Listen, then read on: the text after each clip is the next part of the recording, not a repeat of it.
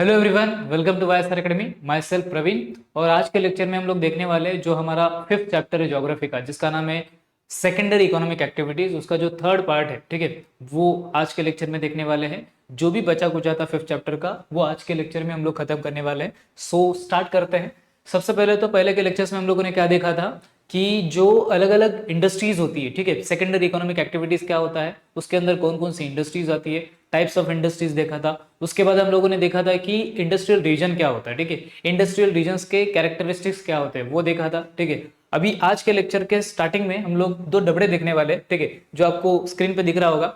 एक जो डबड़ा है उसमें अलग अलग कॉन्टिनेंट वाइज, ठीक है, पूरी दुनिया में कौन कौन से ऐसे लोकेशंस है, कौन कौन से ऐसी जगहें हैं जहां पे ये इंडस्ट्रियल रीजन्स पाए जाते हैं, उसके बारे में देखने वाले। सो साथ ही साथ हम लोग उसका लोकेशन भी देखेंगे ताकि आपको अच्छे से समझ सके। ओके, सो स्टार्ट करते हैं।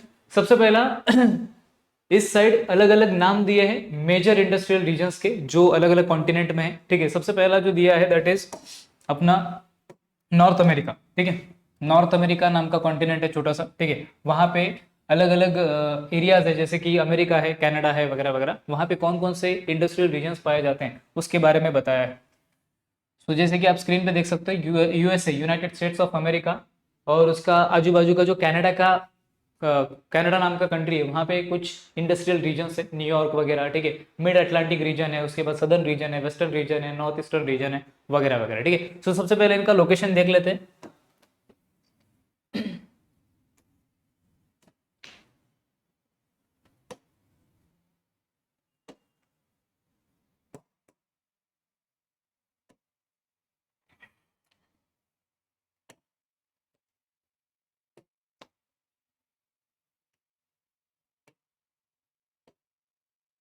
हाँ, यहाँ पे देख सकते हो आप इस मैप में छोटे से, ठीक है, ये यूएसए का पूरा एरिया है।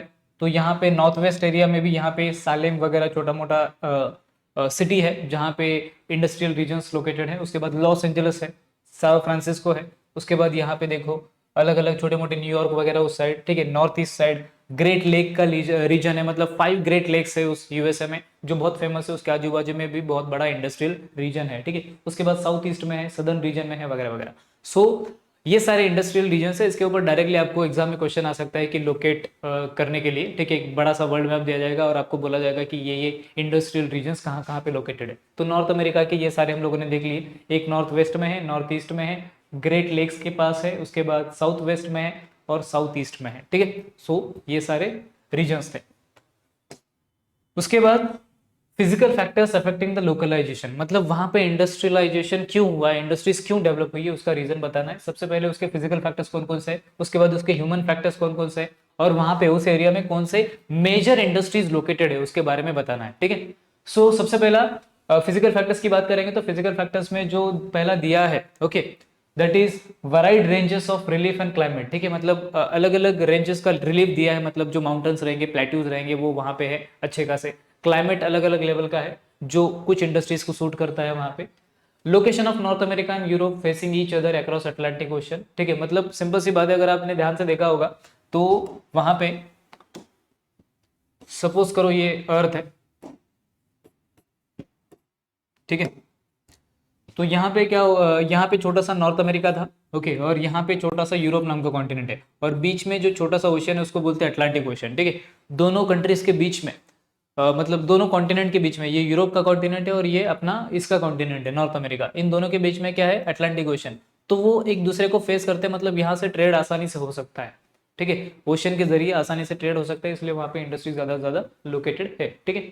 Rich reserves of mineral resources, अभी सिंपल सी बात है, जहां पे इंडस्ट्रीज लोकेटेड होंगे वो वहीं पे होंगे इंडस्ट्रीज लोकेटेड जिसके आजू बाजू में बहुत सारे रिसोर्सेज होंगे, ठीक है। मिनरल रिसोर्सेज जैसे कि गोल्ड हो गया, सिल्वर हो गया, बाकी के मेटल्स हो गए, मिनरल्स हो गए, वगैरह वगैरह। उसके बाद agricultural products are use as raw materials, मतलब वहां पे कुछ एग्रीकल्चरल प्रोडक्ट्स मिलते हैं जिसका as a raw material use किया जा सकता है। जैसे कॉटन अगर मिलेगा तो फिर उससे टेक्सटाइल इंडस्ट्री बनेगा, ठीक है, सिंपल सी बात है। अगर वहां पे शुगर केन मिलेगा तो शुगर केन से डायरेक्टली शुगर इंडस्ट्री बन सकता है, तो आजू बाजू में वो लोकेटेड हो सकते हैं नजदीक नजदीक। Large rivers and great lakes, वहां पे जैसे कि हम लोगों ने देखा था वहां पे ग्रेट लेक्स भी है, ठीक है। आप मैप में देख सकते हो ये वाला जो इलाका है वो 5 लेक्स का इलाका है, उनको ग्रेट लेक्स बोला जाता है, ठीक है। 5 ग्रेट लेक्स, उसमें बहुत सारे लेक्स है, जैसे कि ह्यूरॉन है, सुपेरियर है, lake superior, lake Huron, lake Ontario वगैरह वगैरह, ठीक है, ऐसा मिशिगन, लेक मिशिगन वगैरह 5 लेक्स है, तो वो एक सपोर्टिव फैक्टर है, वन ऑफ द। उसके बाद broken coast line. Broken coast line का मतलब क्या होता है, अगर आप ध्यान से देखोगे ये वाला एरिया जो यूएसए का है,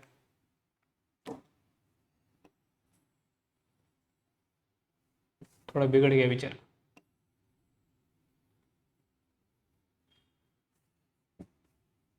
हम अर्थ वाले में ही बनाते हैं, बेटर रहेगा। इसे सपोज करो ये अर्थ है, ओके। सो अर्थ के बीचों बीच से एक इक्वेटर नाम की लाइन गुजरती है, उसके बाद उस इक्वेटर की थोड़े से नॉर्दर्न साइड यहाँ पे, हाँ ये परफेक्ट बना, ठीक है। सो ये नॉर्थ अमेरिका कॉन्टिनेंट है, और यहाँ पे ब्रोकन कोस्ट लाइन का मीनिंग क्या होता है, ब्रोकन कोस्ट लाइन मतलब टूटा फूटा जो किनारा है, जैसे यहाँ पे कुछ किनारे का पार्ट है, उसके बाद थोड़ा सा गैप है, ठीक है, उसके बाद फिर किनारे का पार्ट है, फिर थोड़ा सा गैप है, मतलब ये पूरा किनारा ही पार्ट है, लेकिन जो कोस्ट लाइन है वो ऐसे है, मतलब ऐसे ऐसे ऐसे ऐसे ऐसे है, ठीक है। सो यहाँ पे पोर्ट की फैसिलिटीज बहुत अच्छे से क्रिएट हो सकती है, तो पोर्ट की फैसिलिटीज अगर अच्छे से क्रिएट होंगी तो वहां पे आसानी से ट्रेड हो सकता है वहां से, सिंपल, ठीक है।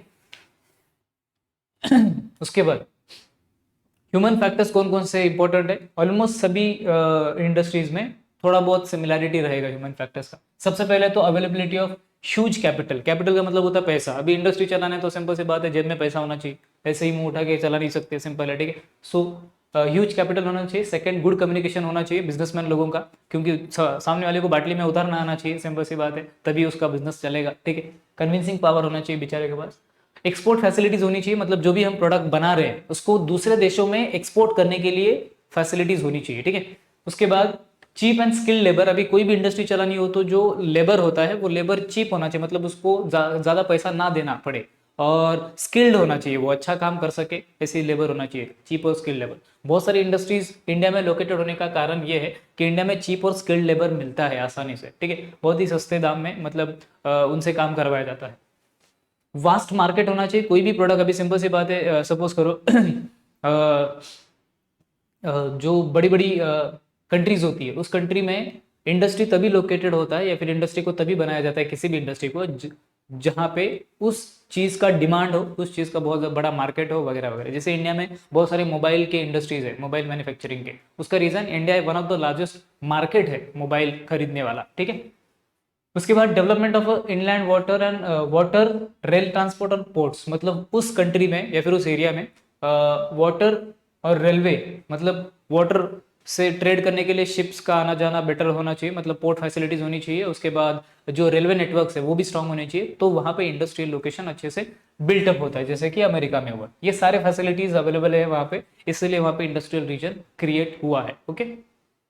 देन मेजर इंडस्ट्रीज कौन कौन से, फूड एंड बेवरेजेस। फूड मतलब जो खाने पीने की इंडस्ट्रीज है, ठीक है, फूड मतलब खाने की इंडस्ट्रीज। बेवरेजेस मतलब वो कोको कोला वगैरह, cold drinks, hot drinks, soft drinks जो भी है, ठीक है, स्पेशली कोल्ड ड्रिंक्स, ठीक है, उनको बेवरेजेस बोला जाता है। फिर जो भी पीने वाली चीजें हैं उनका इंडस्ट्री है। ऑटोमोबाइल इंडस्ट्री मतलब व्हीकल बनाने का इंडस्ट्री वहाँ पे लोकेटेड है। उसके बाद एयरक्राफ्ट इंडस्ट्री, प्लेन्स वगैरह बनाने का industry. Then metal industry, fabrication industry, petrochemical industry, जहाँ पे पेट्रोलियम को शुद्ध किया जाता है, जो जमीन से निकलता है उसको क्रूड ऑयल बोलते हैं, ठीक है, जो जमीन से निकलने वाला ऑयल होता है उसको क्रूड ऑयल बोलते हैं। उसको अगर ध्यान से मतलब जो जमीन से निकलता है क्रूड ऑयल जो ब्लैक कलर का होता है, उसको अगर फैक्ट्री में ले जाके सेपरेट किया जाता है तो उसमें से पेट्रोल अलग होता है, डीजल अलग होता है, केरोसिन अलग होता है, ठीक है। सो उसका जो इंडस्ट्री होता है वो पेट्रोकेमिकल इंडस्ट्री। उसके बाद वहाँ पे स्टील इंडस्ट्री है, टेलीकम्युनिकेशन इंडस्ट्री है, केमिकल इंडस्ट्री है, इलेक्ट्रॉनिक इंडस्ट्री है, कंज्यूमर गुड्स है। कंज्यूमर गुड्स मतलब आगे भी हम लोग पढ़ने वाले हैं वैसे। कंज्यूमर गुड्स का सिंपल सा मीनिंग होता है कि ऐसे गुड जो डायरेक्टली कंज्यूम किए जाते हैं, जैसे चिप्स का पैकेट, ठीक है, या फिर इलेक्ट्रॉनिक्स के सामान, या फिर कपड़े वगैरह, उन सब इंडस्ट्रीज। वुडन इंडस्ट्री और हेवी केमिकल्स का इंडस्ट्री वहाँ पे लोकेटेड है बहुत सारे, ठीक है। ऐसा आपको मेनली वो लोकेशन कहाँ पे है वो पता करना इंपॉर्टेंट है, मतलब ध्यान में रखना इंपॉर्टेंट है, ठीक है। उसके बाद नेक्स्ट जो आता है वो यूरोप वाला सेक्शन, ठीक है। यूरोप में भी वेस्टर्न यूरोप, वहां पे रूर रीजन है, मतलब जर्मनी और ब्रिटेन, इटली, मतलब 3 देश है, जर्मनी, ब्रिटेन और इटली। इन देशों में ज्यादातर आपको मिलेगा वो इंडस्ट्रियल लोकेशन या फिर रीजन, ठीक है, ऐसा।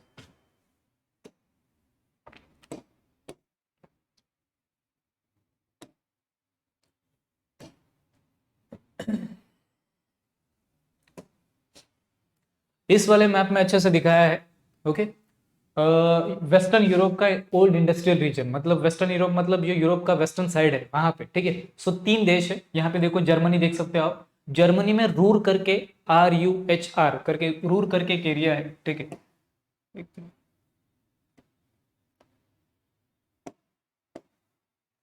सो यहाँ पे रूर करके एक एरिया है जर्मनी में, वो फेमस है। उसके बाद थोड़ा बहुत ये जो ब्रिटेन वाला इलाका फेमस है, और थोड़ा बहुत यहाँ पे इटली नाम का देश है वो एक फेमस है। तो ये तीन देशों में ज्यादातर इंडस्ट्रियल रीजन्स लोकेटेड है, ठीक है।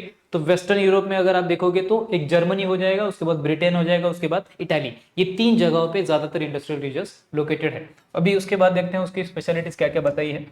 तो सबसे पहला, फिजिकल फैक्टर्स कौन कौन से अफेक्ट करते हैं। रिवर राइन, जो हम लोगों ने रूर रीजन देखा जर्मनी में, ठीक है, अभी ये वाला, यहां से एक रूर राइन रिवर बहती है, ठीक है, जर्मनी से राइन रिवर। उस रिवर के आजू बाजू में वो बहुत सारे इंडस्ट्रियल रीजन्स डेवलप हुए हैं।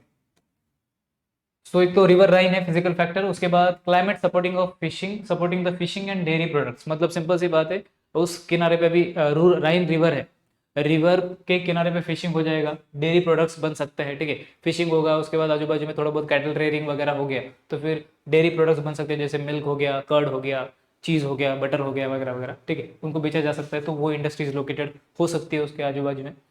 उसके बाद उस एरिया में राइन जो रिवर है उसके आजू बाजू में जो रूर रीजन देखा था हम लोगों ने, ठीक है, रूर का स्पेलिंग क्या है, RUHR, रूर रीजन, ठीक है। तो वहां पे मेजोरिटी कोल और आयरन के रिजर्व है, ठीक है, बहुत ज्यादा पाया जाता है। एक जमाने में वहां पे लार्जेस्ट कोल रिजर्व्स थे, ठीक है, वन ऑफ द लार्जेस्ट ऐसा। उसके बाद वहां पे पेस्चर्स एंड मिडोज पाए जाते हैं। पेस्चर्स मतलब सिंपल ये किया जाता है, कैटल्स को या फिर गाय भैंस जो भी है, ठीक है, मतलब जो भी एनिमल्स है उनको रेयर किया जाता है। वहां पे भैंस तो नहीं रहेगा, लेकिन गाय या फिर जो शिप्स वगैरह है उनको पाला जाता है, okay. Next, natural harbour. Natural harbour मतलब एक ऐसा एरिया या फिर ऐसा किनारा जहां से आराम से शिप्स को लाया जा सकता है और भेजा जा सकता है, मतलब एक पोर्ट फैसिलिटी की तरह काम आता है। नेचुरली वो अवेलेबल है वहां पे, क्योंकि रिवर है, रिवर है तो नेचुरली उसको आराम से वहां से शिप्स को लाया या फिर भेजा जा सकता है, ओके। उसके बाद ह्यूमन फैक्टर्स कौन कौन से हैं। एक तो स्किल्ड लेबर, मतलब वही रिपीट हो रहा है, देखो मार्केट यहाँ पे, मतलब किसी भी इंडस्ट्रीज के लिए मार्केट होना चाहिए, लेबर होना चाहिए, पोर्ट फैसिलिटीज होनी चाहिए ट्रांसपोर्ट करने के लिए, ह्यूज डिमांड होना चाहिए, जो भी प्रोडक्ट बना रहे हैं उसका डिमांड ज़्यादा होना चाहिए, ओके। उसके बाद रेल और रोड नेटवर्क, रेलवे नेटवर्क और रोड का नेटवर्क बहुत स्ट्रांग होना चाहिए, ताकि आराम से रॉ मटेरियल का ट्रांसपोर्टेशन हो सके, और जो फिनिश प्रोडक्ट्स है, जो भी एक बार प्रोडक्ट बन गया तो उसको भी ट्रांसपोर्ट करने के लिए इसका नेटवर्क, ट्रांसपोर्टेशन नेटवर्क स्ट्रांग होना जरूरी है। उसके बाद मैकेनाइजेशन, मतलब मशीन्स का यूज़ ज़्यादा होना चाहिए, जिससे कि जो लेबर्स है उनके ऊपर पैसा ज़्यादा नहीं खर्च होगा और पैसा बच जाएगा। बेसिकली अभी 10 इंसानों को रख के उनको पेमेंट देने से अच्छा एक मशीन को रखना बेटर समझा जाता है, जो 50 लोगों का काम एक साथ कर सकता है। सो अभी मैकेनाइजेशन का, टेक्नोलॉजी का एज है, तो मैकेनाइजेशन पे फोकस किया जाता है, और यहाँ पे मैकेनाइजेशन बहुत ज़्यादा हुआ है, जिसकी वजह से इस एरिया में, यूरोप के वेस्टर्न साइड में बहुत ज़्यादा इंडस्ट्रियल रीजन्स है। अभी कौन कौन से इंडस्ट्रीज है भरा पड़ा है लिस्ट, ठीक है, सब याद रखने की जरूरत नहीं, दो चार भी इम्पोर्ट, दो चार पांच भी याद रख ली तो काम हो जाएगा, ठीक है। जैसे कि ferrous and non ferrous metal production का इंडस्ट्री है, और उसका प्रोसेसिंग का इंडस्ट्री। फेरस मतलब जिसमें आयन होता है, जिस मेटल्स में आयन होता है उसको फेरस बोलते हैं, और जिस मेटल में आयन नहीं होता उसको नॉन फेरस मेटल्स बोलते हैं। उनका प्रोसेसिंग वगैरह किया जाता है, उसका इंडस्ट्री। पेट्रोलियम इंडस्ट्री है, कोल इंडस्ट्री, सीमेंट इंडस्ट्री है, फार्मास्यूटिकल्स मतलब मेडिसिन का इंडस्ट्री है वगैरह वगैरह, ठीक है, बहुत सारे इंडस्ट्रीज के नाम दिए हैं।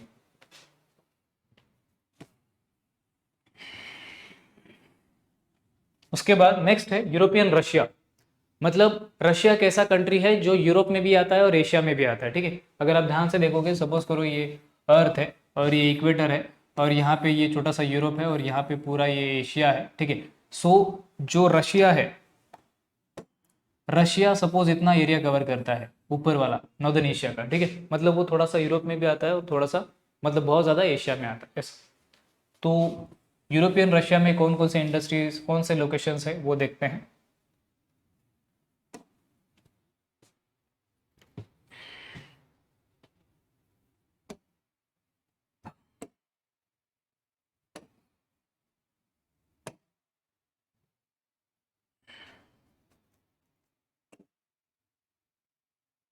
सो इस एरिया में देख सकते हो, ठीक है, यहाँ पे देख सकते हो कि जैसे कि यहाँ पे दिखाया है ये मॉस्को वाला इलाका है, वो इंडस्ट्रियल एरिया है, ठीक है। उसके बाद सेंट पीटर्सबर्ग वाला इलाका इंडस्ट्रियल एरिया है, वगैरह वगैरह। ऐसे बहुत सारे एरियाज हैं जो इंडस्ट्रियल एरियाज माने जाते हैं, स्पेशली वेस्ट, मतलब ये यूरोपियन रशिया, मतलब जो जो साइड यूरोप के साइड है, मतलब सपोज ये पूरा व्हाइट कलर का रशिया है, ठीक है।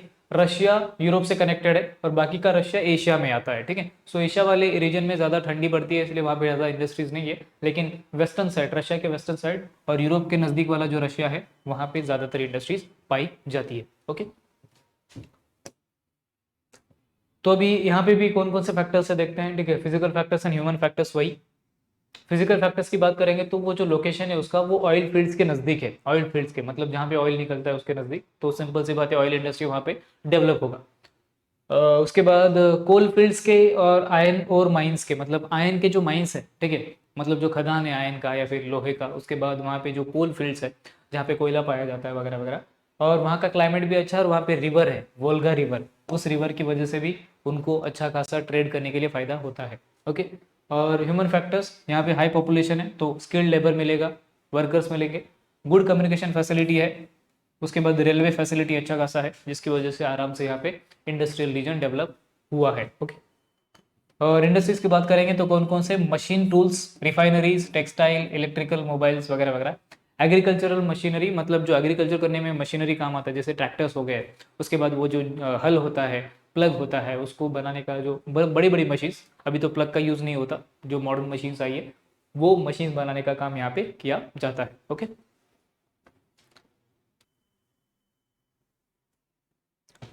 ओके, सो नेक्स्ट,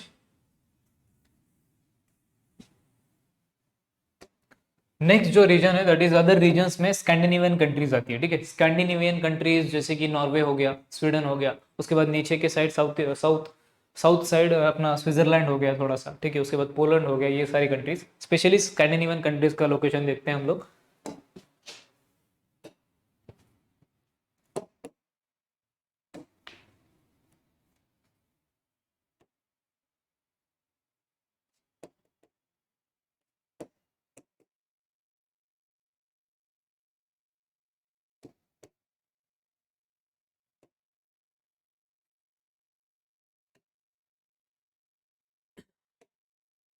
तो ये वाला जो लोकेशन है देखो, यहाँ पे यूरोप के नॉर्दर्न साइड, मतलब यूरोप का ही पार्ट है वो भी, लेकिन ये जो स्वीडन, नॉर्वे वगैरह है, फिनलैंड वगैरह, उन सबको स्कैंडिनेवियन कंट्रीज बोला जाता है, ठीक है। सो आप लोगों ने सुना भी होगा, ठीक है। सो स्वीडन, नॉर्वे, फिनलैंड वगैरह वगैरह, जो डेनमार्क वगैरह है, वो सारे स्कैंडिनेवियन कंट्रीज जाने जाते हैं, और इन्हीं कंट्रीज में बहुत सारे इंडस्ट्रियल रीजन्स लोकेटेड है।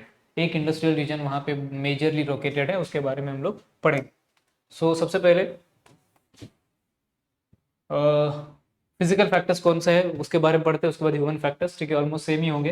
जैसे कि क्लाइमेट वहाँ का अच्छा है, दुनिया का सबसे बेस्ट क्लाइमेट वहाँ का है, पॉल्यूशन फ्री, और ज़्यादा एक्सट्रीम नहीं होता, बहुत ही सुंदर दिखता है पूरे दो सारी कंट्रीज वो स्कैंडिनेवियन।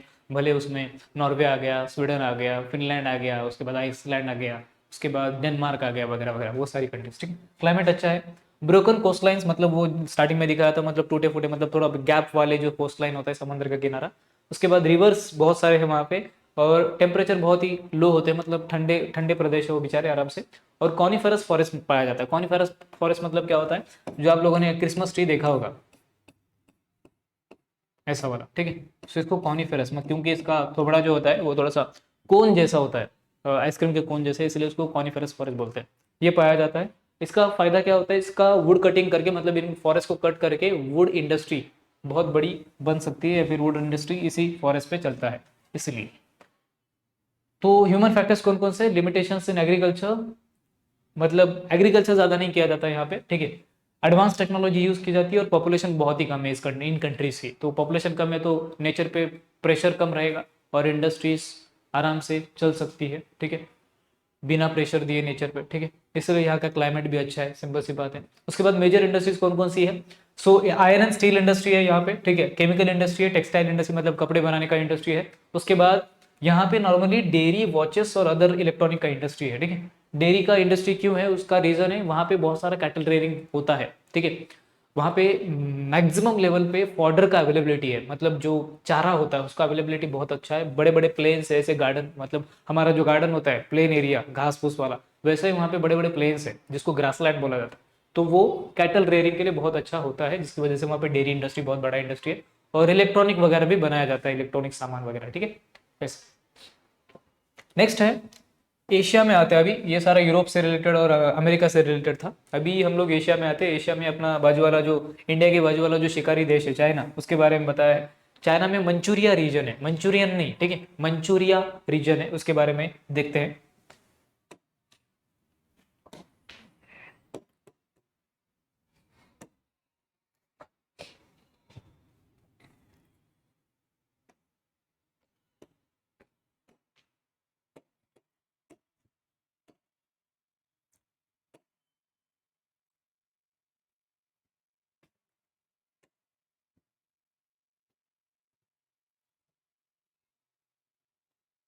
सो ये चाइना का जो रीजन है, ये वाला जो लाल भड़क दिख रहा है बेचारा, ठीक है, उसको थोड़ा सा अच्छे से देखते हैं।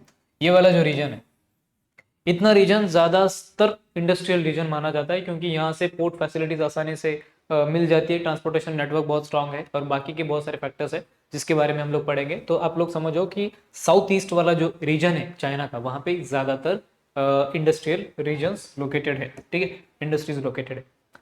सो रीजंस क्या है, फैक्टर्स कौन कौन से? सबसे पहला physical factor, rich in iron and coal, मतलब वहाँ पे बहुत सारा आयरन और कोल फील्ड्स है। उसके बाद कोल फील्ड्स पाए जाते हैं वहाँ पे। ब्रोकन कोस्टलाइन, मतलब वही अभी हम लोगों ने इसमें भी देख सकते हैं ध्यान से, ठीक है। ये वाला जो पार्ट है, देखो, इसको बोलते हैं ब्रोकन कोस्टलाइन, मतलब ऐसा बीच बीच में गैप्स है, ठीक है। तो यहाँ पे पोर्ट फैसिलिटीज अच्छे से बन सकती है, ठीक है, पोर्ट फैसिलिटीज। तो ये ब्रोकन कोस्टलाइन हो जाएगा ये वाला एरिया, ओके। उसके बाद नेचुरल हार्बर, मतलब बहुत बड़ा समंदर उसके आजू बाजू में है, जैसे कि आप फिर से देख सकते हो उसी मैप में। ये जो नेचुरल हार्बर है, मतलब इतना बड़ा किनारा उसको मिलता है। सबसे पहले तो ये पूरा का पूरा समंदर का किनारा है, ठीक है। उसके बाद उसके यहाँ पे येलो सी है, उसके बाद साउथ चाइना सी है वगैरह, बहुत सारी सीज है। उसके बाद यहाँ पे थोड़ा बहुत इंडियन ओशन का भी पार्ट लगता है। तो ये सब की वजह से उसको एक नेचुरल हार्बर मिल जाता है, जहाँ से शिप्स आ सकते हैं, जा सकते हैं वगैरह वगैरह, ठीक है, ट्रेड हो सकता है। उसके बाद कौन कौन से ह्यूमन फैक्टर्स है? सबसे पहला तो डेवलपमेंट ऑफ पोर्ट फैसिलिटी, मतलब पोर्ट फैसिलिटी बहुत अच्छे से डेवलप हो सकता है बिकॉज ऑफ बड़ा सा किनारा, okay, because of that coast line. उसके बाद अवेलेबिलिटी ऑफ चीप लेबर, वहाँ पे बहुत ही चीप लेबर मिलता है इंडिया जैसे। उसके बाद गवर्नमेंट पॉलिसीज अच्छी है वहाँ पे, इंडस्ट्रीज को प्रमोट करती है, बिजनेसेस को प्रमोट करती है, एक्सपोर्ट के लिए इंसेंटिव्स देती है वगैरह वगैरह। लार्ज मार्केट अवेलेबल है, क्योंकि पूरी दुनिया का सबसे बड़ा पॉपुलेशन उसी देश में है, ठीक है। वैसे तो अभी अनऑफिशियली इंडिया भी आगे है, अनऑफिशियली सेकंड नंबर पे आता था, ऑफिशियली अभी अनऑफिशियली, मतलब अब तक सेंसस हुआ नहीं इंडिया का, इंडिया नंबर 1 पे आ रहा है। लेकिन फिर भी अभी तक अगर हम लोग देखेंगे तो बहुत बड़ा मार्केट है चाइना, उसके गुड्स के लिए, और दूसरे भी अलग अलग कंट्रीज में, जैसे इंडिया को बहुत ज़्यादा अपनी चीज़ें बेचता है, प्रोडक्ट्स बेचता है, अफ्रीका की बहुत सारी कंट्रीज को बेचता है। सो लार्ज मार्केट अवेलेबल है उसके प्रोडक्ट्स के लिए, जिसकी वजह से वहाँ पे इंडस्ट्रियल रीजन डेवलप हुआ है। उसके बाद कौन कौन सी इंडस्ट्रीज है उस एरिया में? Cotton textile industry, milk industry, ship yards, ठीक है, मतलब शिप बनाने का इंडस्ट्री। उसके बाद ऑयल रिफाइनरीज, जो मैंने स्टार्टिंग में बोला था आपको, जो जमीन से ऑयल निकलता है, ठीक है, वो ब्लैक कलर का क्रूड ऑयल होता है। उसके अंदर 3 ऑयल्स मिक्स होते हैं, जैसे पेट्रोल, डीजल, और तीसरा जो होता है दैट इज अपना ये केरोसिन, ठीक है। तो इन तीनों का मिला के वो क्रूड ऑयल होता है, उसको पहले निकाला जाता है जमीन से, उसके बाद उसको रिफाइनरीज में, मतलब ऑयल रिफाइनरीज में डाला जाता है, और उसको रिफाइन करके सेपरेट किया जाता है, ठीक है। स्टील प्लांट्स है, और बाकी के छोटे मोटे केमिकल इंडस्ट्रीज है, लुब्रिकेंट इंडस्ट्रीज है वगैरह वगैरह, ठीक है। लुब्रिकेंट जो कि इंडस्ट्रीज में, बड़े बड़े फैक्ट्रीज में यूज किया जाता है वो मशीन, ठीक है।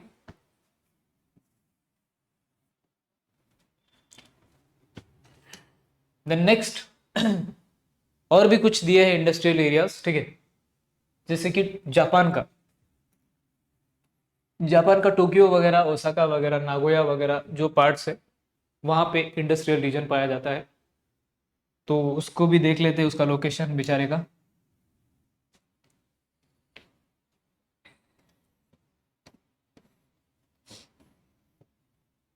ये आप देख सकते हो लोकेशंस, ठीक है, मतलब ये सारी इंडस्ट्रीज है।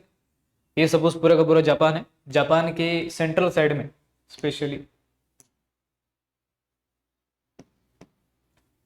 ये वाला जो साइड है यहाँ पे मैक्सिमम अपने इंडस्ट्रीज लोकेटेड है, इसलिए ये इंडस्ट्रियल रीजन में आ जाता है। ठीक है,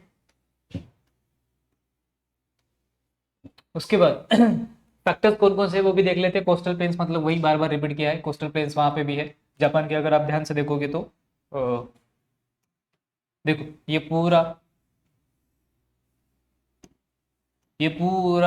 कोस्टल प्लेन है, मतलब ठीक है, कोस्टल एरिया है, ये भी कोस्टल एरिया है, मतलब दोनों साइड से उसके सी है, मतलब पूरा जापान एक आइलैंड कंट्री है, उसके चारों साइड सीज है। ठीक है, ऐसा। तो ये पूरा का पूरा समुद्र का किनारा उसको मिल जाता है फुकट में अपना ट्रेड वगैरह करने के लिए। ठीक है, एक तो कोस्टल प्लेन्स, ठीक है, उसके बाद सेकंड जो है that is rich natural resources, बहुत सारे नेचुरल नेचुरल रिसोर्सेज, जैसे कि वहाँ पे अलग अलग मिनरल्स पाए जाते हैं, मेटल्स पाए जाते हैं, वाटर रिसोर्सेज अच्छे हैं, ठीक है, फॉरेस्ट रिसोर्सेज अच्छे हैं। हाइड्रो पावर का अवेलेबिलिटी, हाइड्रो पावर मतलब क्या होता है, जो डैम का पानी होता है, डैम के पानी को रोक के उसको एक छोटे से गली से निकाला जाता है, और फिर वहाँ पे टरबाइन घुमाया जाता है। आपको दिखा देता हूँ इमेज से, आपको ज़्यादा अच्छे से क्लियर होगा।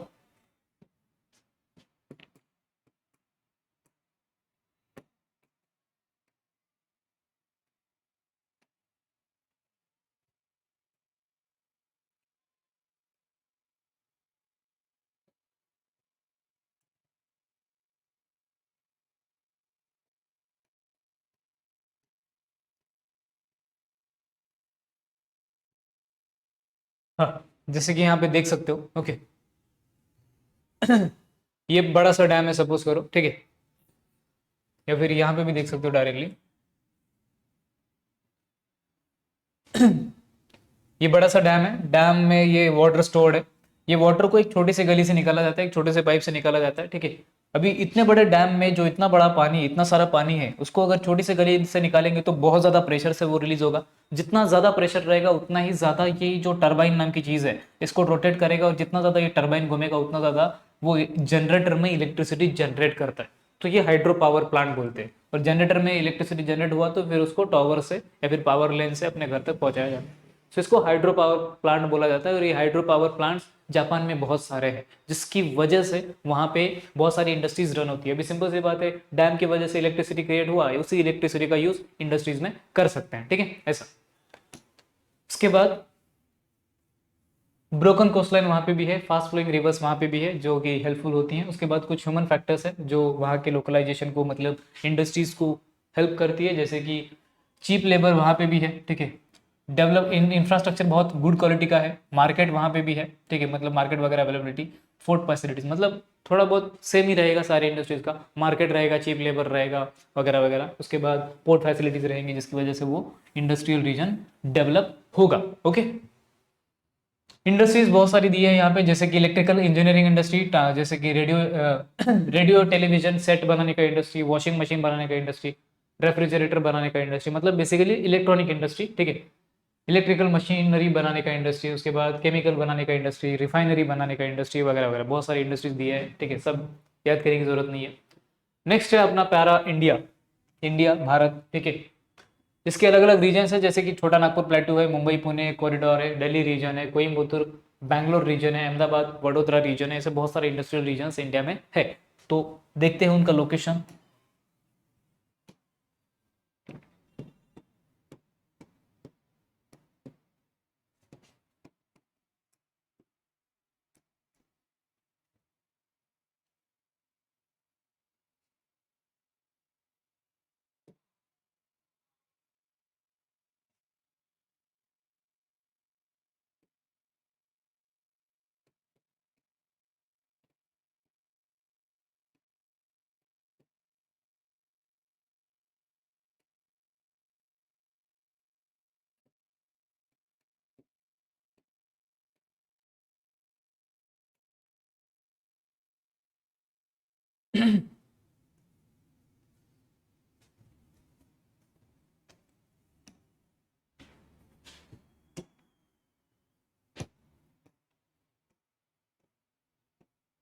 हाँ, ये इंडिया के पार्ट्स देख सकते हो आप अलग अलग, जैसे कि यहाँ पे छोटा नागपुर प्लेटू है। ठीक है, छोटा नागपुर प्लेटू जो झारखंड उड़ीसा वो साइड आता है, ठीक है, वहाँ पे बहुत ज़्यादा कोल फील्ड्स हैं, बहुत ज़्यादा मिनरल्स पाए जाते हैं, आयरन, पोटेशियम, मैग्नीशियम वगैरह वगैरह। सॉरी, पोटेशियम नहीं, आयरन, मैग्नीशियम, उसके बाद जो स्टील है वगैरह वगैरह बहुत ज़्यादा मात्रा में वहाँ पे मिलता है, ठीक है, स्टील बनाया जाता है आयरन से वगैरह वगैरह, ठीक है, मतलब बहुत सारी मिनरल्स वहाँ पे पाए जाते हैं, जिससे कि वहाँ पे आजू बाजू में इंडस्ट्रियल रीजन, इंडस्ट्रीज डेवलप हुआ है, ठीक है। नेक्स्ट, अहमदाबाद वडोदरा बेल्ट और मुंबई पुणे बेल्ट, ये भी बहुत फेमस इंडस्ट्रियल रीजन्स है। बैंगलोर तमिलनाडु साइड में कंप्यूटर इंडस्ट्री बहुत बड़ी है, ठीक है। उसके बाद यहाँ पे गुरुग्राम दिल्ली मीरठ बेल्ट, यहाँ पे हुगली बेल्ट है, कलकत्ता के पास, यहाँ पे दिल्ली के पास गुरुग्राम दिल्ली मीरठ बेल्ट है। अहमदाबाद वडोदरा ये अपने गुजरात में है। सो ये अलग अलग रीजन्स है, इंडस्ट्रियल रीजन्स जो इंडिया में लोकेटेड है, ओके। और ये अलग अलग रीजन्स में बेसिकली अलग अलग फैक्टर्स की वजह से इंडस्ट्रियल रीजन्स लोकेटेड है, उन फैक्टर्स के बारे में पढ़ते हैं। सबसे पहला physical factors, rich mineral resources, जो छोटा नागपुर प्लेटू वगैरह था हम लोगों ने अभी देखा, ठीक है, वहां पे और बाकी की जगह पे मिनरल रिसोर्सेज बहुत ज्यादा पाए जाते हैं। पोर्ट फैसिलिटीज अवेलेबल है, जैसे अगर आप इंडिया का लोकेशन ठीक से देखोगे तो इंडिया के तीनों साइड पानी है, ठीक है, वहाँ यहाँ पे अरेबियन सी है, यहाँ पे बे ऑफ बंगाल है, और यहाँ पे नीचे इंडिया के नीचे इंडियन ओशन, ठीक है। तीनों साइड पानी है, तो पोर्ट फैसिलिटीज आराम से अवेलेबल होती है, जिसकी वजह से हम लोग दूसरे कंट्रीज के साथ ट्रेड कर सकते हैं। उसके बाद हॉट क्लाइमेट, जिसकी वजह से इंडस्ट्रीज को थोड़ा बहुत फायदा होता है, अलग अलग इंडस्ट्रीज को, ठीक है। उसके बाद कुछ फैक्टर्स जो ह्यूमन फैक्टर्स है, मार्केट अवेलेबल है, लेबर अवेलेबल है, रेलवे नेटवर्क बहुत स्ट्रांग है, one of the largest railway network है पूरी दुनिया का, अपना इंडिया का, ठीक है। पोर्ट फैसिलिटीज वगैरह वही फैक्टर्स बार बार रिपीट किए हैं। और मेजर इंडस्ट्रीज कौन कौन से इंडिया में, एक तो टेक्सटाइल इंडस्ट्री है, ठीक है, उसके बाद टेक्सटाइल मतलब कपड़े का industry, chemical industry, food processing industry, steel industry, transportation equipment industry, cement industry, mining, petroleum वगैरह वगैरह। Software industry specially south India में है। सॉफ्टवेयर इंडस्ट्री मतलब कंप्यूटर के जो भी पार्ट्स वगैरह है वो बनाने का, या फिर लैपटॉप्स बनाने का इंडस्ट्री, ठीक है, ऐसा। फार्मास्यूटिकल इंडस्ट्री, इंडिया पूरी दुनिया का सबसे बड़ा फार्मास्यूटिकल इंडस्ट्री अपनी इंडिया में है, मतलब हम मेडिसिन के मामले में लार्जेस्ट नंबर पे या फिर फर्स्ट नंबर पे आते हैं पूरी दुनिया में, in case of medicine industry या फिर फार्मास्यूटिकल इंडस्ट्री, ठीक है। नेक्स्ट है रशिया। भी रशिया के जो अलग अलग पार्ट्स है, रशिया को हम लोगों ने पहले भी देखा है कि वो वेस्टर्न रशिया देखा था, और बाकी का जो रशिया का पार्ट है वहाँ पे भी पाया जाता है, ठीक है, हम लोगों ने देख लिया उसका लोकेशन पहले ही। उसके बाद यहाँ पे फैक्टर्स कौन कौन से, कोल फील्ड्स के नज़दीक है वो सारा इंडस्ट्रियल रीजन, ठीक है। उसके बाद फॉरेस्ट रिजर्व्स बहुत ज़्यादा है, नेचुरल हार्बर मतलब रशिया का भी बहुत बड़ा किनारा है, ठीक है, एक तो उसको पैसिफिक ओशन लगता है उस साइड, ऊपर के साइड आर्टिक ओशन लगता है वगैरह वगैरह, ठीक है। और यहाँ पे ह्यूमन फैक्टर्स थोड़े से अलग दिखाए हैं, दिए हैं, जैसे कि गवर्नमेंट सपोर्ट, गवर्नमेंट वहाँ की गवर्नमेंट फुल सपोर्ट देती है इंडस्ट्रीज को। इन हॉस्पिटेबल क्लाइमेट होने के बावजूद भी वहाँ पे पोर्ट फैसिलिटीज है, मतलब इन हॉस्पिटेबल का क्लाइमेट मतलब मैंने बताया था, सपोज करो ये अर्थ है, ये इक्वेटर, और यहाँ पे छोटा सा यूरोप, और यहाँ पे छोटा सा एशिया, एशिया के नॉर्दर्न पार्ट में यहाँ पे रशिया था, रशिया के ये वाला साइड, ईस्टर्न साइड में बहुत ज़्यादा ठंडी लगती है, पड़ती है, तो इन हॉस्पिटेबल मतलब अच्छा एटमॉस्फेरिक कंडीशंस नहीं रहता, फिर भी वहाँ पे पोर्ट फैसिलिटीज डेवलप की है ताकि अच्छे से इंडस्ट्रीज का ग्रोथ हो सके, ठीक है। उसके बाद रेलवे ट्रांसपोर्ट सिस्टम अच्छा खासा है, इंडस्ट्रीज के एग्जांपल्स दिए बहुत सारे, जैसे कि oil and gas industry, chemical industry, food processing industry वगैरह वगैरह बहुत सारी है, ठीक है। नेक्स्ट है ईस्ट एशिया। ईस्ट एशिया मतलब इंडिया का जो साउथ ईस्ट एशिया है, जहाँ पे सिंगापुर वगैरह आप लोगों ने नाम सुना होगा, सिंगापुर नाम का कंट्री है, हांगकांग नाम का कंट्री है, मलेशिया, थाईलैंड वगैरह वगैरह, तो उनके बारे में भी देख लेते हैं वो कहाँ पे लोकेटेड है।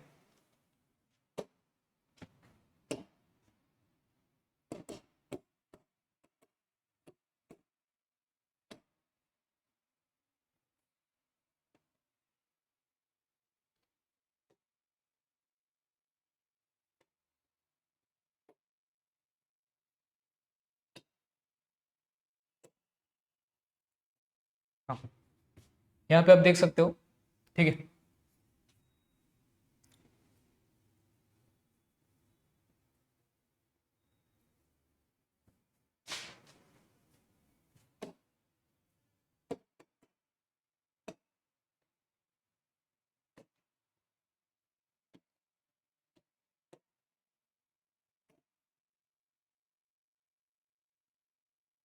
हम्म, तो देखो यहाँ पे ना नॉर्मली यहाँ पे हांगकांग लोकेटेड है, यहाँ पे ताइवान लोकेटेड है, उसके बाद यहाँ पे कोपरे में सिंगापुर लोकेटेड है, ठीक है, उतना डिटेल में दिया नहीं यहाँ पे, लेकिन हांगकांग, ताइवान, सिंगापुर, यहाँ पे ऊपर थाईलैंड लोकेटेड है वगैरह वगैरह। ये सारी कंट्रीज साउथ ईस्ट एशिया में आती है। मतलब सपोज ये अपना प्यारा भारत, इंडिया, ठीक है, इंडिया पूरे एशिया के साउथ पार्ट में आता है, और ये वाली जो कंट्रीज है ये साउथ ईस्ट कंट्रीज में आती है, इसलिए इसको साउथ ईस्ट एशिया भी बोला जाता है या फिर ईस्ट एशिया भी बोला जाता है, ठीक है। सो यहाँ पे कुछ इंडस्ट्रियल रीजन्स लोकेटेड है, तो उनके बारे में पढ़ते हैं, और वही फैक्टर्स रहेंगे, थोड़ा बहुत सिमिलर ही रहेगा, जैसे कि broken coast line, natural harbour, climate अच्छा है, एग्रीकल्चरल बेस है, तो एग्रीकल्चर के बेसिस पे जो भी इंडस्ट्री चलती है वो वहाँ पे पाई जाती है वगैरह वगैरह, ठीक है। उसके बाद कुछ ह्यूमन फैक्टर्स है, मतलब पॉपुलेशन बेस बहुत बड़ा है वहाँ का, जिसकी वजह से चीप लेबर मिल सकता है, ठीक है, वर्कर्स मिल सकते हैं, मार्केट अच्छा है, पोर्ट फैसिलिटीज अच्छी है, चीप लेबर अवेलेबिलिटी वगैरह वगैरह। इंडस्ट्रीज का नाम दिया जैसे कि textile industry, electronic industry, oil and petrochemical industry, ठीक है, सिर्फ नाम नॉर्मल आपको पता ही है, मैंने पहले बताया है, एक्सप्लेन किया है इसी लेक्चर में। उसके बाद दो तीन ही रह गए हैं इंडस्ट्रीज। उसके बाद साउथ अमेरिका का इंडस्ट्रियल रीजन बताया है, साउथ अमेरिका का लोकेशन देखते हैं।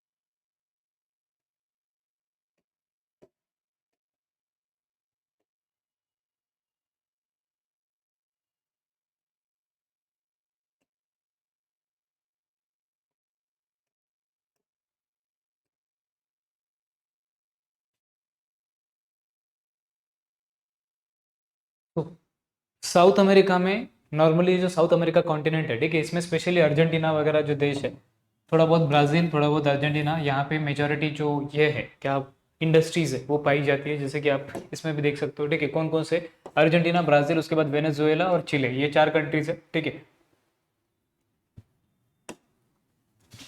ये हो गया, ये हो गया अर्जेंटीना, ये हो गया ब्राज़ील, ये हो गया यहाँ पे चिले, चिले नाम का छोटा सा देश है, ये किनारे वाला देश, ठीक है। उसके बाद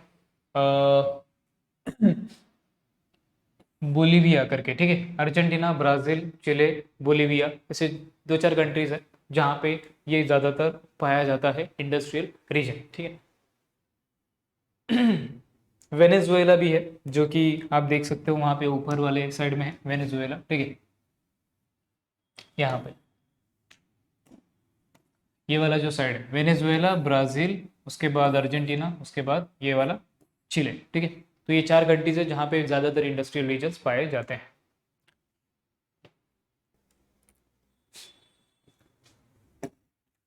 ओके, उसके बाद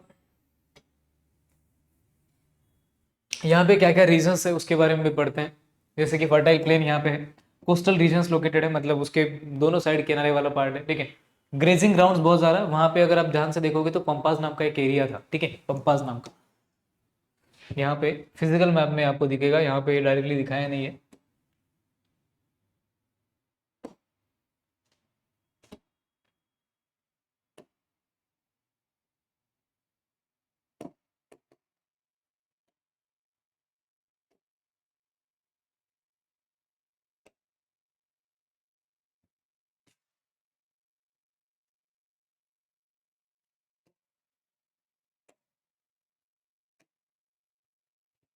हाँ, यहाँ पे देखो, ये वाला जो इलाका है पंपास वाला, ये ग्रासलैंड वाला इलाका है, ठीक है।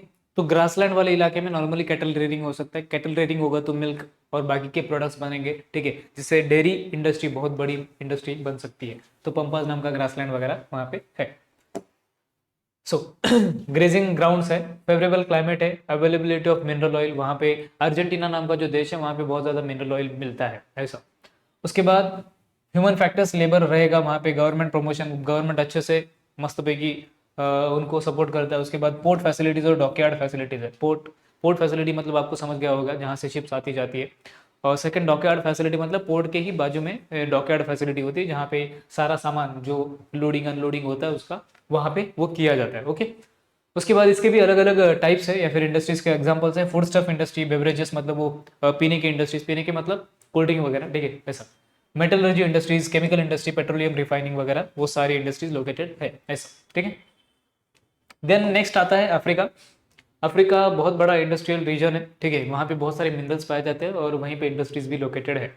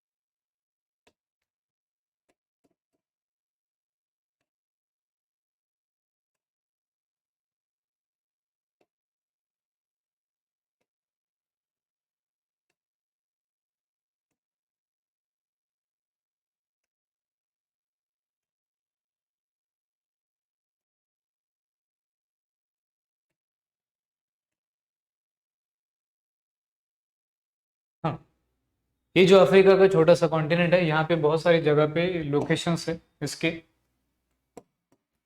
ये वाला, ठीक है, घाना वगैरह देश है यहाँ पे सोमालिया नाम का देश है आजू बाजू में, सोमालिया, सूडान वगैरह।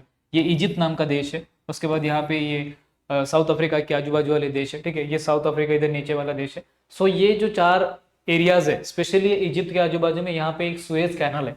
तो सुएज कैनल की वजह से यहाँ पे मेडिटेरियन सी और यहाँ पे रेड सी, ये दोनों को कनेक्ट करने वाला आर्टिफिशियल कैनल है। कैनल मतलब वो ट्रांसफर करता है पानी वहां से, ठीक है। सो यहाँ से शिप्स आ जा सकते हैं। तो इस कैनल की वजह से क्या हुआ है, एशिया के जो भी कॉन्टिनेंट के कंट्रीज है वो डायरेक्टली यूरोप के कॉन्टिनेंट के कंट्रीज के साथ ट्रेड कर सकते हैं, ठीक है। सो ये सारे अच्छे इंडस्ट्रियल रीजन है। अफ्रीका में बहुत सारे मिनरल्स पाए जाते हैं, डायमंड्स, गोल्ड, सिल्वर, मेटल्स वगैरह सब कुछ पाया जाता है, बहुत कुछ पाया जाता है, जिसकी वजह से वहाँ पे बहुत सारी इंडस्ट्रीज लोकेटेड है, ठीक है, स्पेशली मिनरल से रिलेटेड इंडस्ट्रीज, ठीक है। जैसे कि यहाँ पे एग्जांपल्स हम लोग देख सकते हैं। अफ्रीका का जो एग्जांपल्स है, डायमंड इंडस्ट्री है, गोल्ड इंडस्ट्री है और फॉरेस्ट के प्रोडक्ट्स। अफ्रीका में बहुत बड़ा फॉरेस्ट भी है, बहुत बड़े बड़े फॉरेस्ट है, ठीक है, सवाना वगैरह फॉरेस्ट, ठीक है। उसके बाद फैक्टर्स कौन कौन से हैं, बहुत सारे मिनरल्स पाए जाते हैं फिजिकल फैक्टर्स में। बहुत 75% of the gold in the world is found in this continent. जैसे कि मैंने पहले बोला कि यहाँ पे डायमंड्स, गोल्ड, सिल्वर बहुत पाया जाता है। पूरी दुनिया का जो 75% गोल्ड है वो सिर्फ और सिर्फ अफ्रीका में पाया जाता है, ठीक है ऐसा। बहुत ज्यादा लैंड अवेलेबल है इंडस्ट्रीज को लोकेट होने के लिए, फॉरेस्ट बहुत ज्यादा अवेलेबल है वुड कटिंग के लिए वगैरह वगैरह, ठीक है। उसके बाद यहाँ पे मार्केट के हिसाब से प्रोडक्शन होता है, मतलब मार्केट ओरिएंटेड प्रोडक्शन होता है। जिसका डिमांड रहेगा वैसा उसका प्रोडक्शन किया जाएगा डिमांड के हिसाब से। लार्ज इन्वेस्टमेंट्स यहाँ पे होते हैं, चाइना वगैरह जो देश है, इंडिया वगैरह जो देश है, ऐसे देश और बहुत सारे देश वहाँ पे इन्वेस्टमेंट करने का ट्राई करते हैं और करते भी हैं, ठीक है ऐसा। Next Australia. ऑस्ट्रेलिया का भी लोकेशन देख लेते हैं बेचारे का।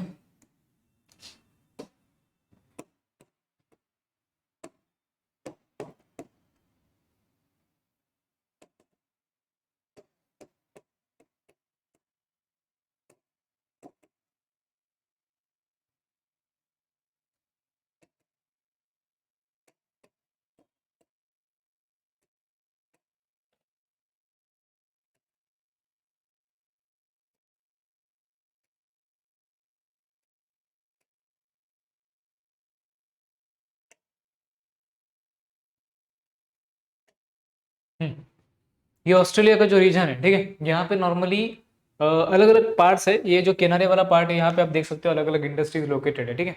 किनारे वाले पार्ट पे जो ट्रायंगल वाली शेप के जो दिख रहा है आपको, वो किनारे वाले पार्ट्स पे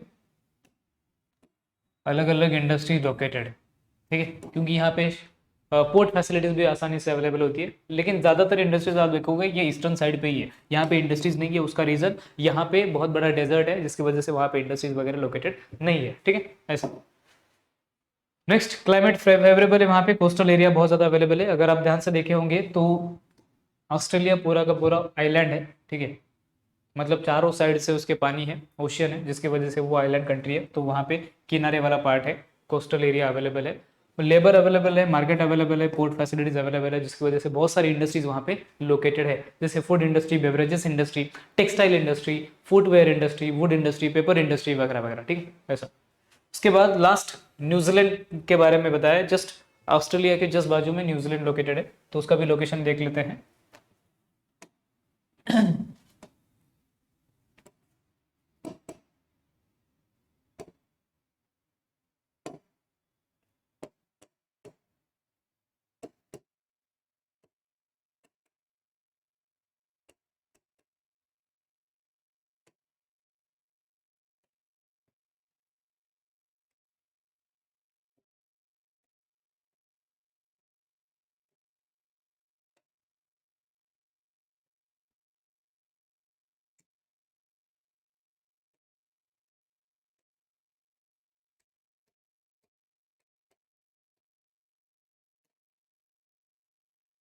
तो अगर ध्यान से देखोगे तो ये वाला जो पार्ट है, ठीक है, ये ऑस्ट्रेलिया है पूरा का पूरा, और ये न्यूजीलैंड है जस्ट ऑस्ट्रेलिया के बाजू में, जैसे कि मैंने बोला था, ठीक है। सो ये न्यूजीलैंड का डिटेल में मैप है, अलग अलग एरियाज दिखाए हैं इनमें अच्छे से, ठीक है। स्पेशली अगर देखोगे तो ये भी आइलैंड कंट्री है, मतलब चारों साइड से पानी है, तो ये भी कोस्टल कोस्टल एरिया इसको अच्छा खासा मिलेगा, पोर्ट फैसिलिटीज अच्छी होंगी, तो यहाँ पे डेवलपमेंट अच्छा खासा होगा, इसलिए इंडस्ट्रियल रीजन्स में आता है, ठीक है। सो सबसे पहले तो यहाँ पे क्लाइमेट फेवरेबल है, कोस्टल एरिया है, वही कॉनिफेरस फॉरेस्ट यहाँ पे पाया जाता है। कॉनिफेरस फॉरेस्ट स्टार्टिंग में बताया था मैंने कि क्रिसमस ट्री जैसा जो दिखता है, ठीक है, ऐसा।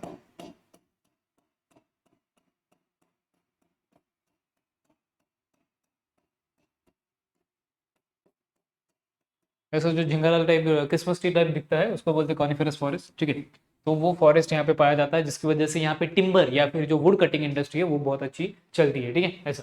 देन मैकेनाइजेशन यहाँ पे अच्छा खासा हुआ है, बिकॉज डेवलप कंट्री है वो न्यूजीलैंड, ठीक है।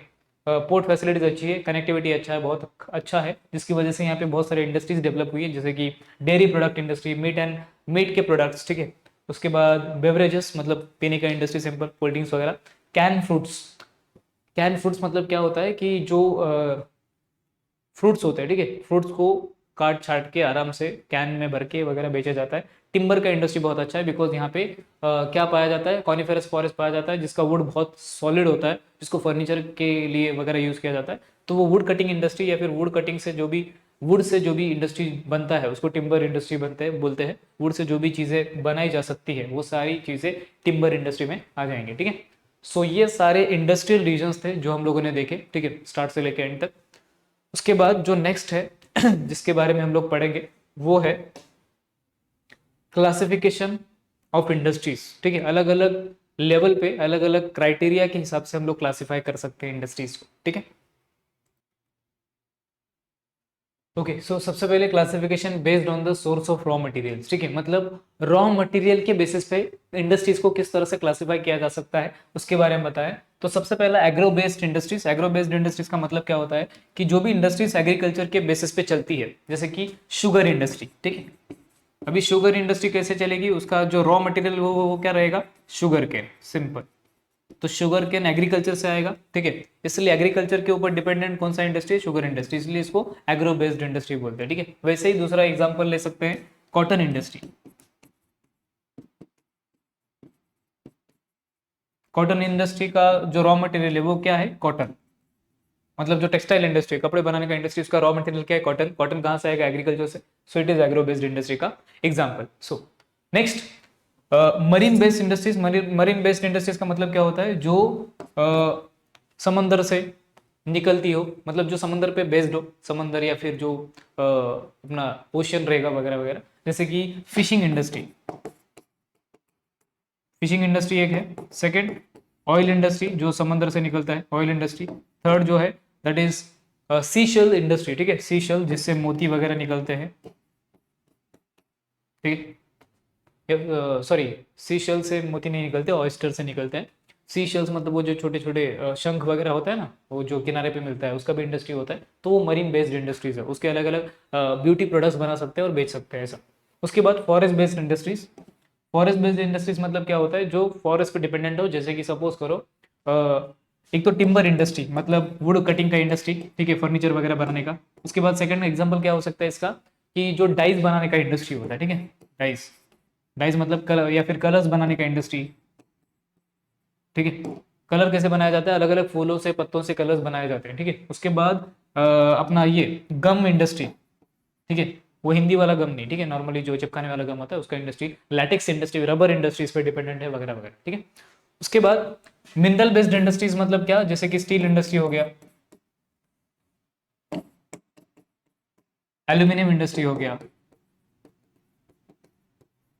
आयरन इंडस्ट्री होगा, जो मिनरल जमीन से निकलते हैं उनके बेसिस पे जो इंडस्ट्रीज चलती है उसको मिनरल बेस्ड इंडस्ट्रीज बोलते हैं। देन पेस्टोरल इंडस्ट्री, पेस्टोरल का मतलब होता है जो पेस्चर्स होते हैं, जैसे कैटल रेयरिंग वगैरह, ठीक है, जैसे गाय गाय भैंस वगैरह पाला जाता है, जो शिप्स पाले जाते हैं, बकरियां पाली जाती है, उससे उससे एक तो लेदर मिलता है, लेदर इंडस्ट्री चलता है, जैसे कि भैंस पालने से, भैंस के चमड़े से और अलग अलग एनिमल्स के चमड़े से चमड़े का जो चप्पल है, बूट्स है, शूज़ है, उसके बाद जो पर्सेस है वो बनाया जाता है, लेदर इंडस्ट्री। उसके बाद सेकेंड डेयरी इंडस्ट्री चलता है, इसके ऊपर मिल्क और मिल्क के प्रोडक्ट्स बनाए जाते हैं, जैसे घी वगैरह, कर्ड वगैरह, उसके बाद जो छाछ है वगैरह वगैरह, ठीक है, ऐसा। लेदर इंडस्ट्री, डेयरी इंडस्ट्री चलेगा, ओके। उसके बाद क्लोथ इंडस्ट्री भी इसके ऊपर चलता है, जैसे वुलन क्लोथ्स होते हैं, ठीक है, वुलन क्लोथ्स जो शिप्स पाले जाते हैं, उसका जो बाल निकाला जाता है, उसके जो फर्स है वो निकाले जाते हैं और उससे स्वेटर वगैरह बनाया जाता है, ठीक है। उसके बाद सिल्क इंडस्ट्री भी इस पे चलता है, जैसे वो जो एनिमल्स होते हैं, ठीक है, सिल्क वॉर्म होता है, उसका जो सिल्क है वो निकाला जाता है, रेशम के कीड़े से रेशम निकाला जाता है और उसको क्लोथ इंडस्ट्री में यूज कर सकते हैं, ठीक है। सो ऐसा ये सारे इंडस्ट्रीज रॉ मटेरियल के बेसिस पे क्लासिफाई किए गए। एग्रो बेस्ड इंडस्ट्रीज का रॉ मटेरियल क्या था, जो एग्रीकल्चर से निकलता है, जैसे शुगर केन हो गया, कॉटन हो गया। मरीन बेस्ड इंडस्ट्रीज का रॉ मटेरियल क्या है, जो फिशेस वगैरह हो गए वगैरह वगैरह, ऑयल वगैरह हो गया। फॉरेस्ट बेस्ड इंडस्ट्रीज, वहां से जो भी ये रॉ मटेरियल निकलता है। मिनरल बेस्ड मतलब मिनरल्स जो भी है उनके बेसिस पे इंडस्ट्रीज बनेंगी। पेस्चरल मतलब जो एनिमल्स के जो रॉ मटेरियल्स होते हैं, जैसे कि उनका स्किन हो गया, उनका डेयरी मतलब मिल्क वगैरह हो गया, उसके बाद उनका जो वुल हो गया, वो सारा चीज़, ठीक है। सो ये सारी क्लासिफिकेशन हुई है on the basis of raw material, ठीक है। आई होप आपको इतना क्लियर होगा। उसके बाद classification on the basis of capital investment, ठीक है, कैपिटल इन्वेस्टमेंट के बेसिस पे उसको क्लासिफाई किया गया है। सबसे पहला तो लार्ज स्केल इंडस्ट्रीज, उसके बाद माइक्रो स्मॉल मीडियम इंडस्ट्रीज, उसके बाद लास्ट में कॉटेज और हाउस होल्ड इंडस्ट्रीज, ठीक है। लार्ज स्केल इंडस्ट्रीज मतलब बड़ी बड़ी इंडस्ट्रीज होती है, जैसे कि cotton industry. Cotton industry agro based में भी आती है और लार्ज स्केल इंडस्ट्री में भी आती है, क्योंकि वो बहुत बड़ी इंडस्ट्री होती है। शुगर इंडस्ट्री, सीमेंट इंडस्ट्री वगैरह वगैरह, ठीक है। उसके बाद माइक्रो स्मॉल और मीडियम इंडस्ट्रीज क्या होते हैं, उसके बारे में ये छोटा सा डबड़ा दिया है, उसको अगर ध्यान से देखेंगे हम लोग।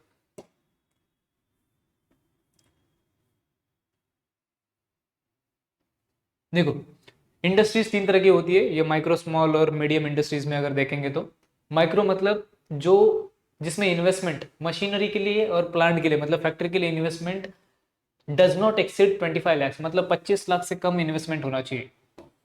एक मिनट, हाँ।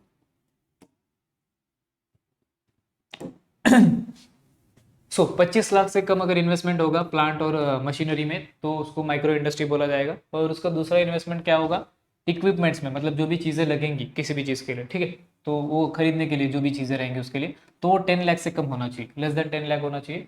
और एग्जाम्पल पेन इंडस्ट्री, पेन बनाने का इंडस्ट्री, डेयरी इंडस्ट्री वगैरह वगैरह, वो सारी इंडस्ट्रीज में 25 लाख से कम फैक्ट्री बनाने के लिए या फिर दुकान डालने के लिए लगता है। और उसमें जो बाकी के इक्विपमेंट्स होते हैं, जो भी चीज़ें होती है छोटी मोटी, उनको खरीदने के लिए 10 लाख से कम पैसा लगता है, पैसा, ठीक है। नेक्स्ट कौन सा है, स्मॉल इंडस्ट्री, मतलब मोर देन 25 लाख यहाँ पे इन्वेस्टमेंट रहेगा प्लांट और मशीनरी में, मतलब फैक्ट्री और मशीनरी में 25 लाख टू 5 करोड़, ठीक है, उससे ऊपर नहीं जा सकता, उसके बीच में, मतलब 25 लाख से ज़्यादा होना चाहिए और 5 करोड़ से कम होना चाहिए, ठीक है।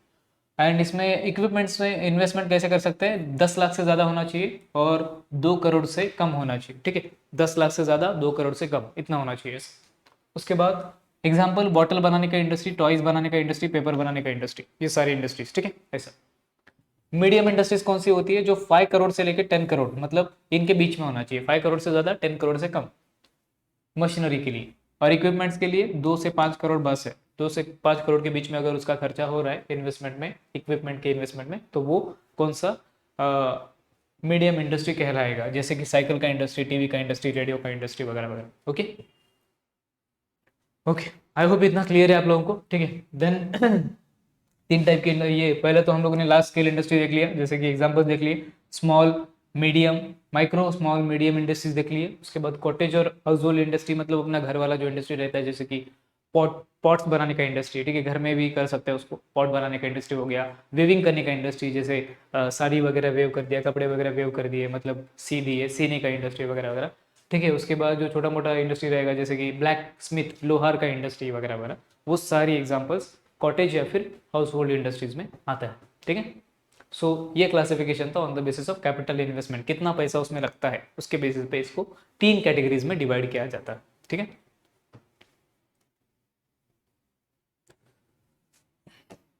Next, classification based on the nature of output, ठीक है। जो भी आउटपुट निकल रहा है, मतलब जो भी रॉ मटेरियल डालने के बाद किसी इंडस्ट्री में जो भी आउटपुट निकलता है, उसके बेसिस पे कुछ क्लासिफिकेशन किया गया है इंडस्ट्रीज का। जैसे सबसे पहले अगर हम लोग देखेंगे तो बेसिक इंडस्ट्रीज और हेवी इंडस्ट्रीज, उनको उनके 2 नाम है, या तो बेसिक इंडस्ट्रीज बोल सकते हो या फिर heavy industries. It's product use for other industries, मतलब इन इंडस्ट्रीज से जो भी प्रोडक्ट निकलता है उसका यूज बाकी इंडस्ट्रीज में होता है। जैसे सपोज करो कि आयन, ठीक है, आयन इंडस्ट्री, उसका यूज, मतलब सपोज आयन और आयन एक मतलब आयन के शीट्स वगैरह बनाए गए, तो उसका यूज कहाँ पे हो सकता है, स्टील इंडस्ट्री में हो सकता है, ठीक है। ऐसा इस इंडस्ट्री का जो भी प्रोडक्ट रहेगा वो दूसरी इंडस्ट्री में काम आएगा। उसके बाद कंज्यूमर गुड्स या फिर लाइट इंडस्ट्रीज, कंज्यूमर गुड्स या फिर लाइट इंडस्ट्रीज मतलब क्या होता है, हल्के फुल्के जो सामान होते हैं उसको डायरेक्टली कंज्यूम कर सकते हैं। कंज्यूमर गुड्स मतलब ऐसे गुड्स जिनको डायरेक्टली कंज्यूम कर सकते हैं, so they are ready for direct consumption, जैसे कि वॉचेस, इलेक्ट्रॉनिक्स, उनको फर्दर किसी और इंडस्ट्री की जरूरत नहीं है, डायरेक्टली एक बार बना दिया तो हम लोग यूज कर सकते हैं। उसके बाद एंसिलरी इंडस्ट्रीज मतलब क्या होता है, they make components for other industries, मतलब थोड़ा बहुत इससे सिमिलर है, ठीक है। बेसिक इंडस्ट्री और एंसिलरी इंडस्ट्रीज थोड़ा बहुत सिमिलर है, वो जो प्रोडक्ट बनाते हैं वो दूसरी इंडस्ट्रीज में यूज किया जाता है। जैसे सपोज ये इंडस्ट्री में टायर्स बनाए, टायर बनाने का इंडस्ट्री है, तो वो जो टायर प्रोडक्ट रहेगा वो दूसरी इंडस्ट्री में काम आएगा, जैसे ट्रक बनाने की इंडस्ट्री में काम आएगा, या फिर दूसरे जो गाड़ियां बनाने की इंडस्ट्री उसमें काम आएगा। आयन के शीट्स ये जो बनाएंगे उसका काम स्टील इंडस्ट्री में आ सकता है वगैरह वगैरह, ठीक है, ऐसा।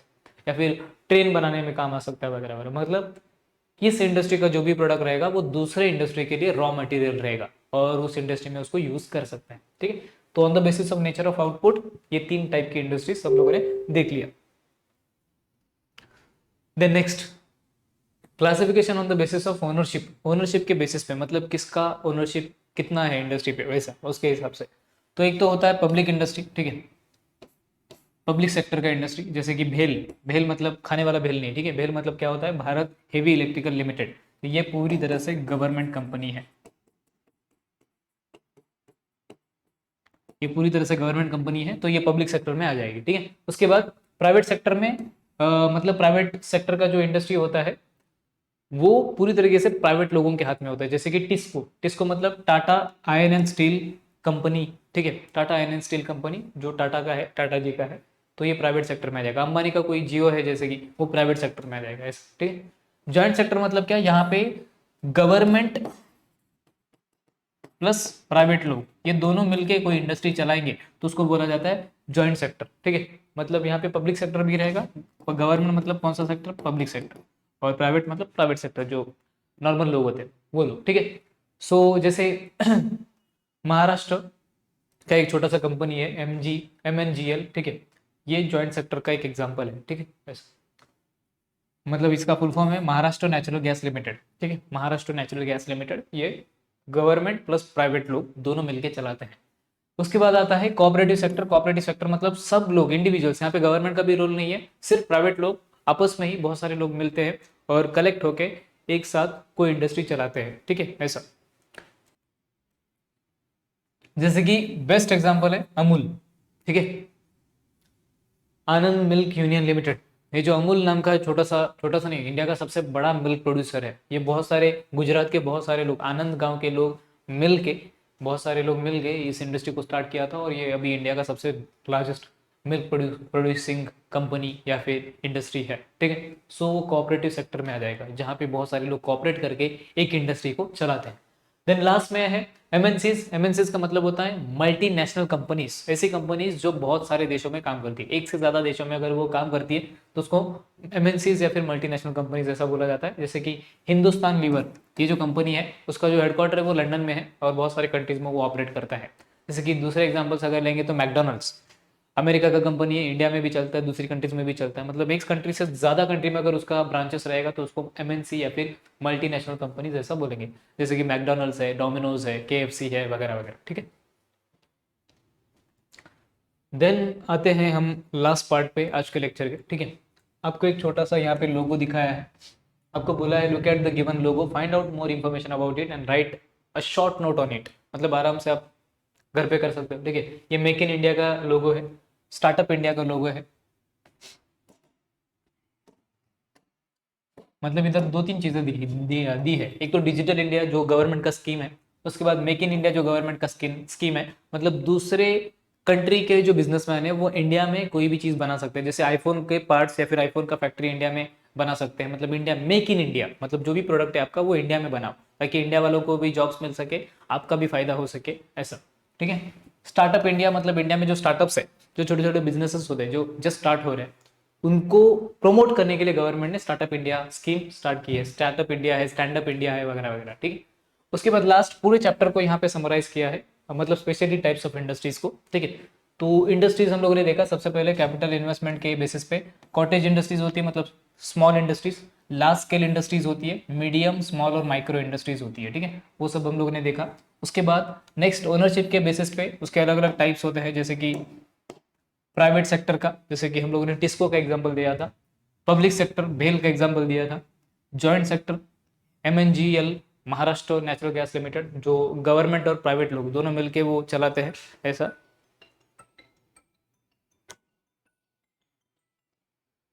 ओके, सो उसके बाद कोऑपरेटिव सेक्टर का अमूल का एग्जांपल दिया था। उसके बाद मल्टीनेशनल, मतलब बहुत सारे एक से ज्यादा कंट्री में अगर कोई कंपनी चलता है तो उसको मल्टीनेशनल इंडस्ट्री या फिर मल्टीनेशनल कंपनी बोला जाता है। ये सारे ओनरशिप के बेसिस पे। उसके बाद source of raw material, raw material के बेसिस पे कौन सा इंडस्ट्री चलता है, तो सबसे पहला एग्रो बेस्ड जो एग्रीकल्चर के बेसिस पे चलता है, पैस्टोरल मतलब वो एनिमल्स के बेसिस पे चलता है, मरीन बेस्ड मतलब समंदर या फिर ओशन के बेसिस पे चलता है। उसके बाद मिनरल बेस्ड मिनरल के बेसिस पे चलता है, मेटल्स के बेसिस पे, फॉरेस्ट के बेसिस पे फॉरेस्ट बेस्ड चलता है, ठीक है। लास्ट में नेचर ऑफ आउटपुट, आउटपुट के बेसिस पे कौन कौन से इंडस्ट्रीज है, तो सबसे पहला कंज्यूमर या फिर लाइट इंडस्ट्री, मतलब जो डायरेक्टली कंज्यूम किए जाते हैं, जैसे कि वॉचेस हो गए, इलेक्ट्रॉनिक्स हो गए, वगैरह वगैरह। उसके बाद बेसिक या फिर हेवी इंडस्ट्री, जिस इंडस्ट्री का जो प्रोडक्ट होता है वो दूसरी इंडस्ट्री के लिए काम आता है, ठीक है, जैसे कि आयरन शीट्स रहेंगे तो स्टील इंडस्ट्री के लिए काम आएंगे। एंसिलरी मतलब उसका भी थोड़ा बहुत सिमिलर मीनिंग होता है कि उस इंडस्ट्री का, जैसे टायर बनाने का इंडस्ट्री है तो वो टायर उसका उस इंडस्ट्री का प्रोडक्ट रहेगा, वही टायर दूसरी इंडस्ट्री के लिए काम आ सकता है, जैसे ट्रक बनाने की इंडस्ट्री, कार्स बनाने की इंडस्ट्री, वगैरह वगैरह, ठीक है। सो ये सारे अलग अलग टाइप्स ऑफ इंडस्ट्रीज हम लोगों ने लास्ट में देखा, ठीक है। सो आई होप आपको पूरा लेक्चर समझा होगा। सो इसी के साथ अपना जो फिफ्थ लेसन है, फिफ्थ चैप्टर है सेकेंडरी इकोनॉमिक एक्टिविटीज, वो पूरी तरीके से एंड हो जाता है। तो यहाँ पे हम लोग स्टॉप करते हैं, मिलते हैं अगले लेक्चर में। Thank you so much.